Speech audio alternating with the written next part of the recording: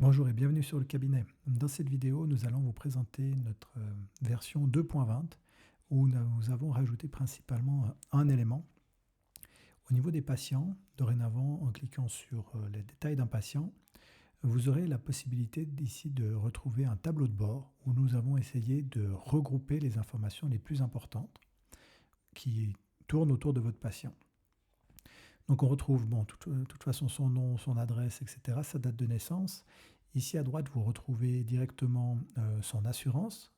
En cliquant dessus, vous voyez qu'on se déplace directement dans l'onglet Assurance si vous voulez rajouter une couverture ou changer une prescription, etc.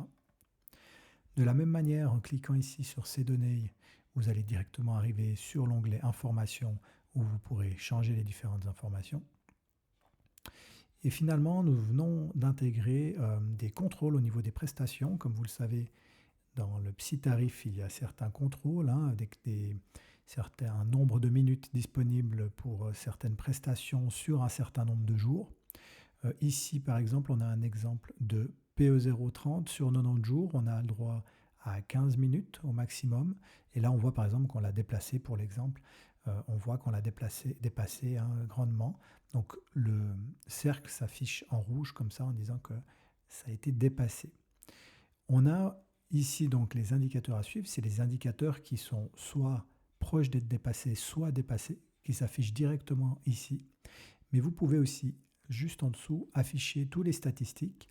Et là, nous avons repris en fait donc tous les codes avec les limitations qu'il y a pour chacun de ces codes. Donc, vous retrouvez le premier ici qui est les PA, le nombre de séances. Donc, on a vu avant dans les prescriptions que ce patient avait 15 séances prescrites, on est sur 4 sur 15. Le nombre de séances facturées, pour l'instant, aucune. Ce qu'on vient de discuter, le PE030, mais vous avez aussi les minutes en test diagnostic, PA220, PE020, etc., etc.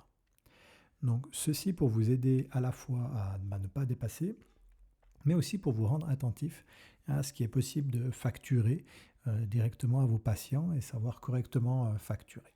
Si vous n'avez aucun indicateur à suivre, aucun indicateur qui est, disons, rouge ou orange, à ce moment-là, vous n'aurez pas cette information indicateur à suivre qui s'affichera. Vous aurez juste affiché toutes les statistiques que vous pouvez simplement ouvrir et voir où vous en êtes. Finalement, si on descend un petit peu, ici, on va retrouver le dossier patient, donc toutes les séances que vous aurez eues avec votre patient saisies dans l'agenda avec du texte ou des remarques, etc., s'afficheront ici. Vous aurez ici à droite les prochaines sessions qui sont prévues avec votre patient. Et juste en dessous, vous pourrez retrouver les tâches qui sont associées à votre patient. Donc on a vraiment pensé cet écran de manière à pouvoir finalement faciliter l'accès à certaines données et regrouper les informations de votre patient qui sont les plus pertinentes lors du suivi dans un seul endroit. On espère que tout ceci vous plaira et n'hésitez pas à nous faire vos feedbacks et bonne continuation.